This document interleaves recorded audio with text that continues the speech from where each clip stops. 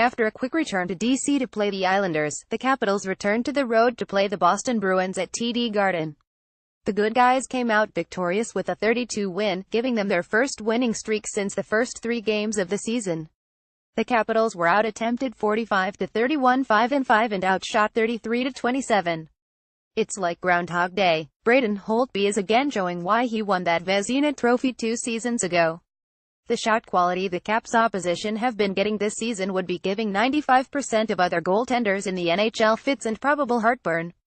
Holtby saved another 31 shots in this one and continued his career dominance of the Boston Bruins.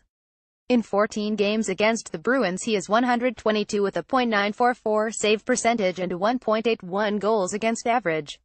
Those numbers do not include his stingy performance against Boston in the 2012 playoffs. Scariest Halloween costume would have been a plain t-shirt with the 201,718 Capitals roster taped to it, but with Braden Holtby not on it. Chris Chiarullo at CJC_95 November 5, 2017. Brooks Orpik had another eventful night possession-wise. That would be nice if those events were happening in the offensive zone. Orpik finished with a -10 shot attempt differential, bested only by his partner for the majority of the night, John Carlson, with a -13. He also took a very easily preventable 4-minute high-sticking penalty that could have changed the end of this game if not for some good penalty killing. Cool shot block on Zdeno Chara at the end though, I guess. The usage level of the defenders on the Capitals is becoming an issue. This issue centers around trusting younger players to play more high-pressure minutes than they ever have before. This is something that Barry Trotz has been criticized about numerous times over his coaching career. In an admittedly small sample size we have seen Christian Djoos, when paired with Carlson, and Madison Bowie, when paired with Dmitry Orlov, perform with great success when it comes to shot attempt percentage and expected goal percentage. Orpik playing over 20 minutes 5-5 needs to stop, and the Caps have pairings they could turn to make it stop. Now that I have again complained about Orpik, it's time to complain some more about the line of Alex Ovechkin, Evgeny Kuznetsov, and Devante Smith-Pelly. The trio were again the worst combined line on the team when it comes to shot attempt differential 5-5, with Ovechkin leading the charge at a -10.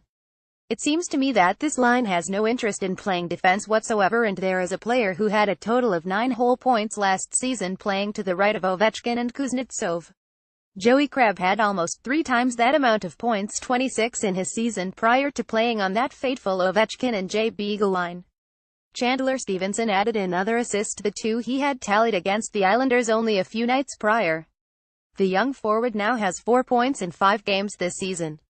He has earned an extended look on the team with the absence of Andrei Burakovsky, but I do wonder how his role changes when Brett Connolly inevitably returns here in the short term. One may hypothesize that sticking with this ever-gelling third line and having Connolly replace DSP could return better results. Tom Wilson recorded his first ever regular season 2-goal game.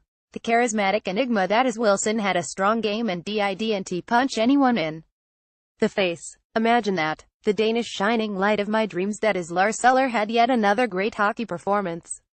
Eller now has 6 points in his last 4 games and was one of 3 Caps to come in at even or better when it comes to 5-5 shot attempt differential, the other 2 being Bowie and Jakub Vrana. The 3 players who played the least minutes 5-5, you ask. Vrana, Bowie, and Eller. Seems to be an easy solution there. Liam O'Brien got a lineup spot over Nathan Walker. He did nothing of note other than make me root for someone wearing number 87. Barry, why mate Peter Hassett, a much smarter and much wittier human than I, is posting the second rendition of this season's snapshot today. Don't forget to check it out. Yeah, I'll gain more insight to how this season looks as a whole. Numbers thanks to HockeyStats.ca and NaturalStatTrick.com. Photo Steve Babino. Full RMNB coverage of Caps at Bruins 110,517, Boston Bruins. Numbers for the morning after.